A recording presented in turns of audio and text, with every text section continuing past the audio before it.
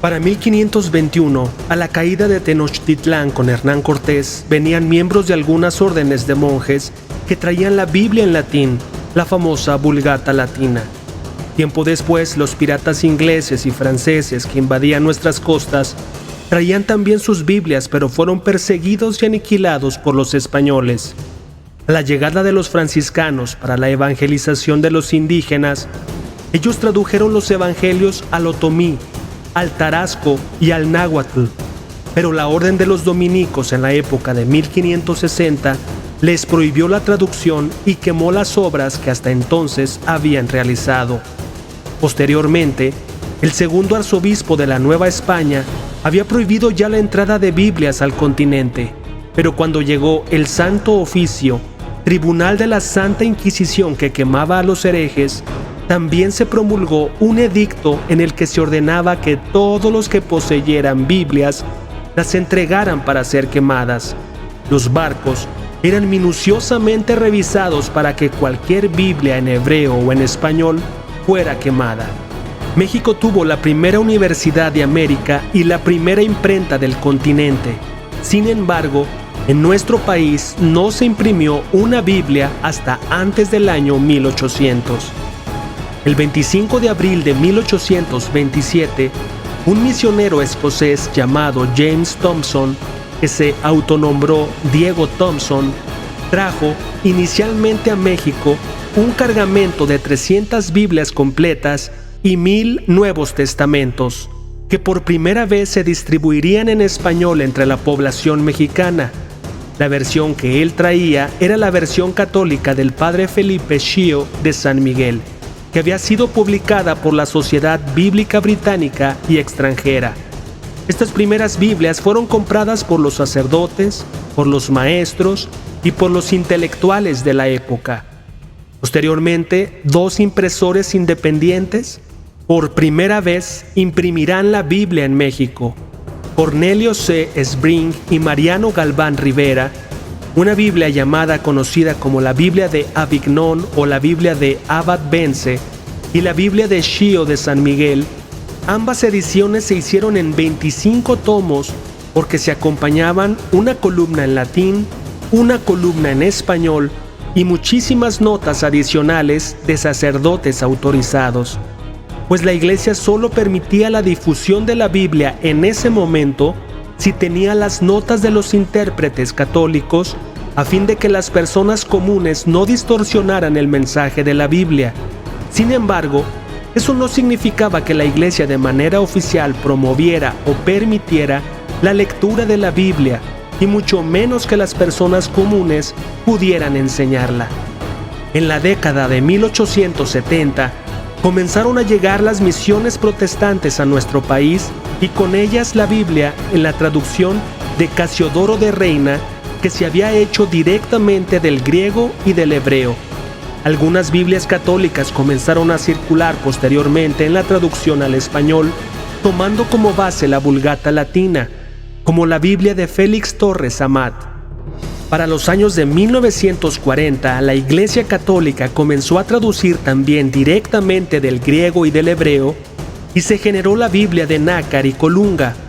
Pero es hasta 1964-65, hace ya 57-58 años atrás, que la Iglesia Católica de manera oficial en el Segundo Concilio Vaticano permite que las personas comunes puedan leer la Biblia.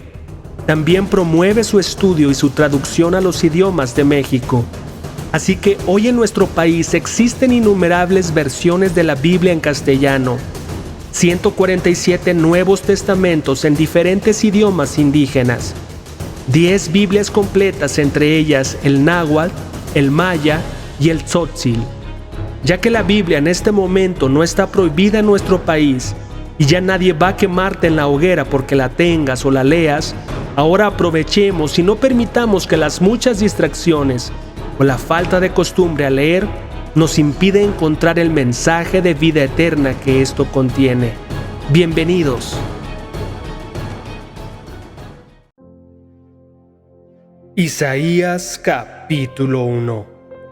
Estas son las visiones que tuvo Isaías, hijo de Amós, acerca de Judá y Jerusalén, durante los años en que Uzías, Jotam, Acaz y Ezequías eran reyes de Judá. Escuchen, oh cielos, presta atención, oh tierra. Esto dice el Señor: los hijos que crié y cuidé se han rebelado contra mí.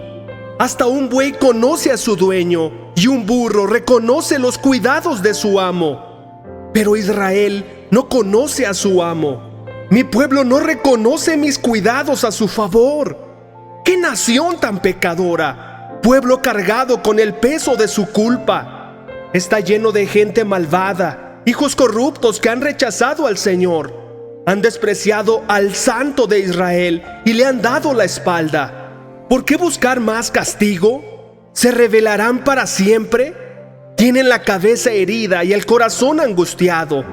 Desde los pies hasta la cabeza están llenos de golpes, cubiertos de moretones, contusiones y heridas infectadas, sin vendajes ni ungüentos que los alivien.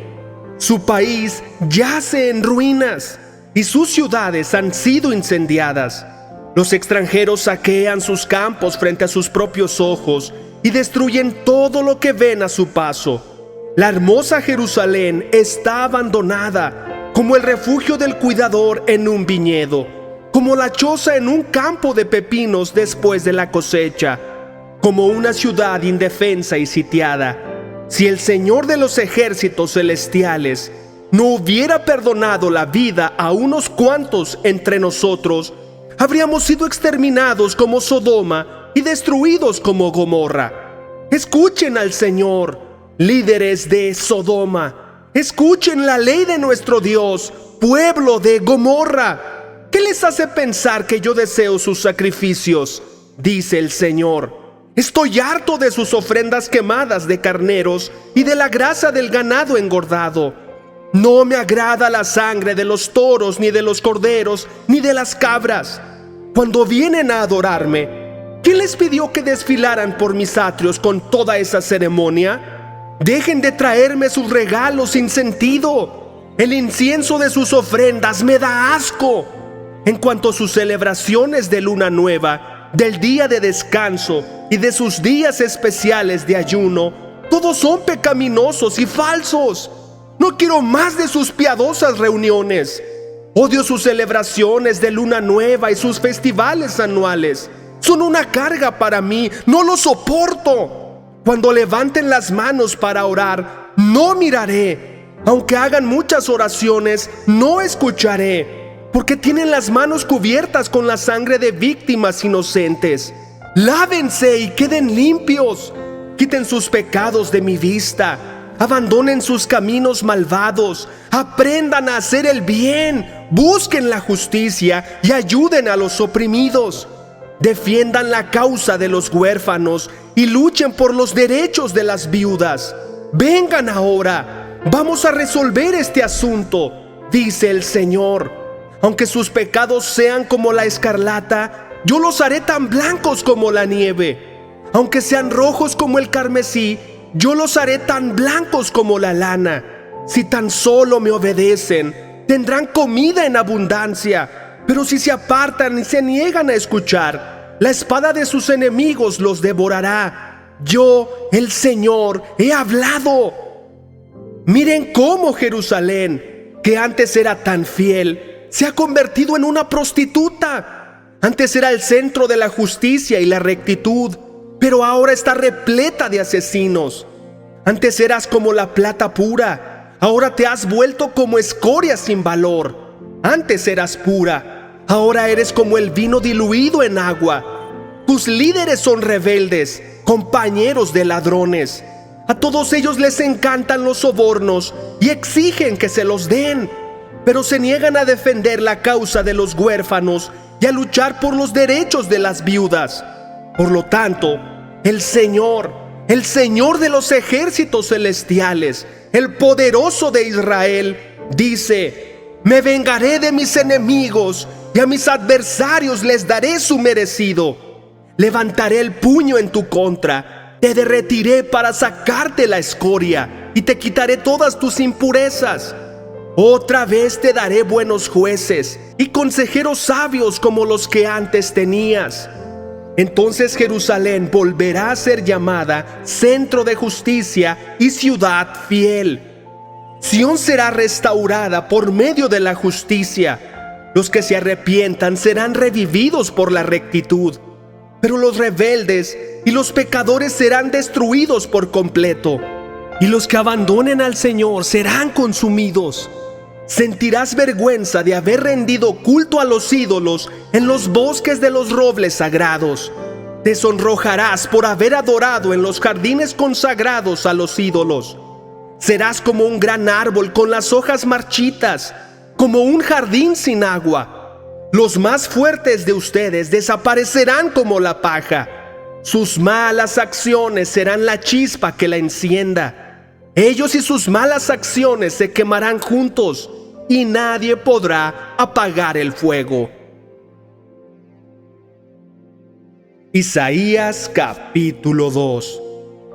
Esta es una visión que tuvo Isaías, hijo de Amós, acerca de Judá y de Jerusalén.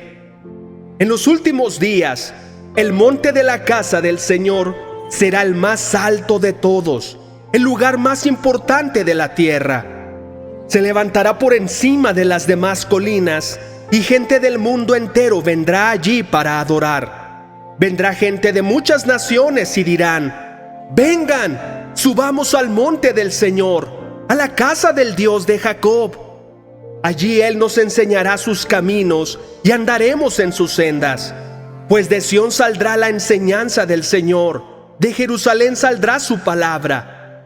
El Señor mediará entre las naciones y resolverá los conflictos internacionales. Ellos forjarán sus espadas en rejas de arado y sus lanzas en herramientas para podar. No peleará más nación contra nación, ni seguirán entrenándose para la guerra. Vengan, descendientes de Jacob, caminemos a la luz del Señor, pues el Señor ha rechazado a su pueblo, a los descendientes de Jacob, porque han llenado la tierra con prácticas del oriente y con hechiceros, igual que los filisteos. Han formado alianzas con paganos. Israel está lleno de plata y de oro. Sus tesoros no tienen fin. Su tierra está llena de caballos de guerra y tampoco tienen fin sus carros de guerra. La tierra está llena de ídolos. El pueblo rinde culto a cosas que hizo con sus propias manos. Por eso ahora serán humillados y todos serán rebajados. No los perdones. Escabúllanse en cuevas en medio de las rocas, en el polvo. Escóndanse del terror del Señor y de la gloria de su majestad. El orgullo humano será rebajado y la arrogancia humana será humillada. Solo el Señor será exaltado en aquel día de juicio, pues el Señor de los ejércitos celestiales tiene asignado un día de juicio. Él castigará al orgulloso y al poderoso y derribará todo lo que esté enaltecido. Cortará los altos cedros del Líbano y todos los poderosos robles de Basán. Aplanará las altas montañas y todas las colinas elevadas. Derribará cada torre alta y cada muro fortificado. Destruirá todos los grandes barcos mercantes y todas las naves magníficas. El orgullo humano será humillado y la arrogancia humana será rebajada. Solo el Señor será enaltecido en aquel día de juicio. Los ídolos desaparecerán por completo. Cuando el Señor se levante para sacudir la tierra, sus enemigos se escabullirán en hoyos en el suelo.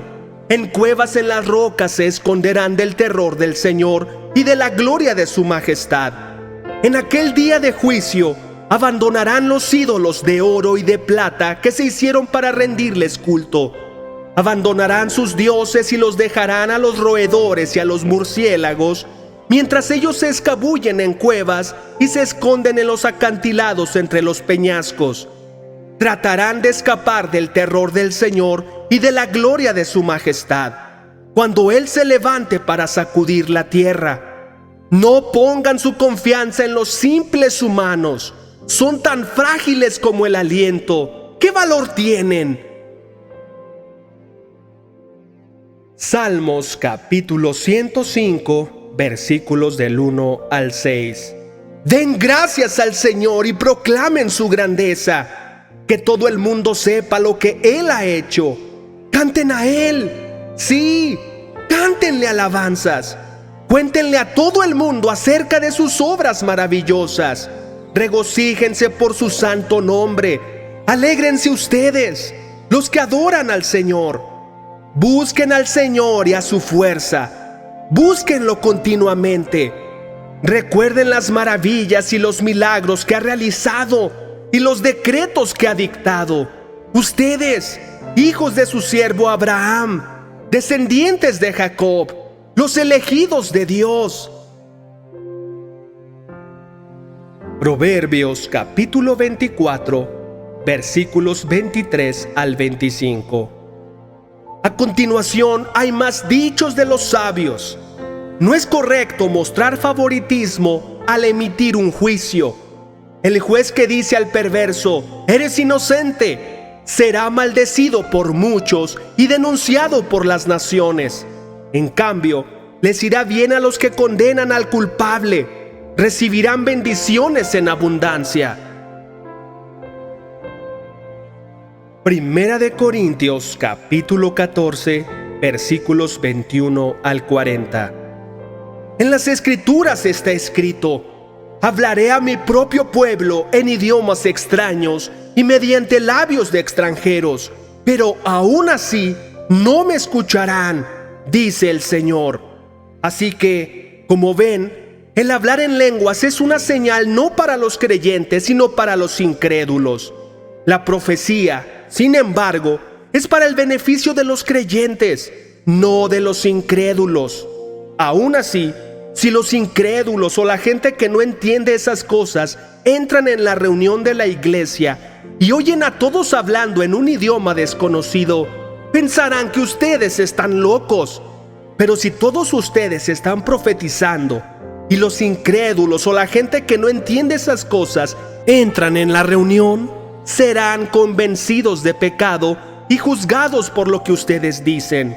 Al escuchar, sus pensamientos secretos quedarán al descubierto y caerán de rodillas y adorarán a Dios declarando: en verdad, Dios está aquí entre ustedes. Ahora bien, mis hermanos, hagamos un resumen. Cuando se reúnan, uno de ustedes cantará, otro enseñará, otro contará alguna revelación especial que Dios le haya dado, otro hablará en lenguas y otro interpretará lo que se dice. Pero cada cosa que se haga debe fortalecer a cada uno de ustedes. No más de 2 o 3 deberían hablar en lenguas. Deben hablar uno a la vez y que alguien interprete lo que ellos digan. Pero si no hay nadie presente que pueda interpretar, ellos deberían guardar silencio en la reunión de la iglesia y hablar en lenguas a Dios en forma privada. Que 2 o 3 personas profeticen y que los demás evalúen lo que se dice.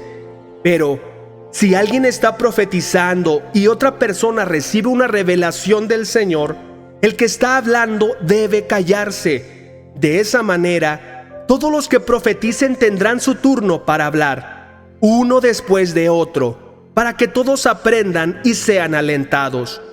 Recuerden que la gente que profetiza está en control de su espíritu y puede turnarse con otros.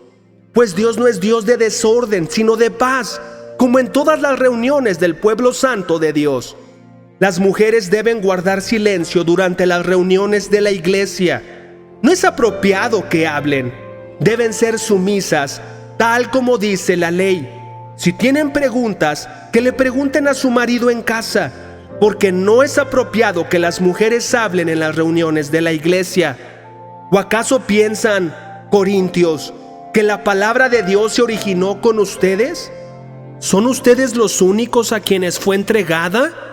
Si alguien afirma ser profeta o piensa que es espiritual, debería reconocer que lo que digo es un mandato del Señor mismo. Pero si no lo reconoce, él tampoco será reconocido. Por lo tanto, mis amados hermanos, Con todo corazón deseen profetizar y no prohíban que se hablen lenguas, pero asegúrense de que todo se haga de forma apropiada y con orden.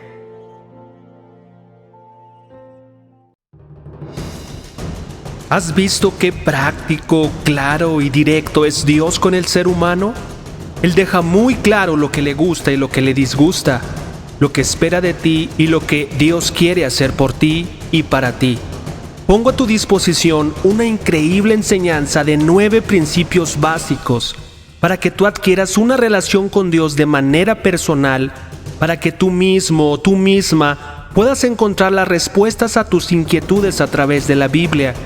Hay veces que no sabemos cómo buscar o por dónde empezar. Solo sabemos que queremos tener un encuentro verdadero y real con Dios. Muchas veces le decimos: Dios, ¿existes? Quiero conocerte. Esta increíble enseñanza de los 9 principios básicos fueron la respuesta para mí y serán la respuesta para ti. Esta enseñanza es presencial o virtual. Yo estoy en Guadalajara, pero tengo amigos por todo México y amigos por todo el mundo que estarían encantados de enseñarte estos 9 principios básicos. Es de manera personal porque es a tu ritmo, es respondiendo a tus dudas, no las de otro, tratando específicamente áreas de tu vida y de tu corazón. Solo necesitas tu Biblia, tiempo y las ganas de tener un encuentro con Dios. Es totalmente gratuito.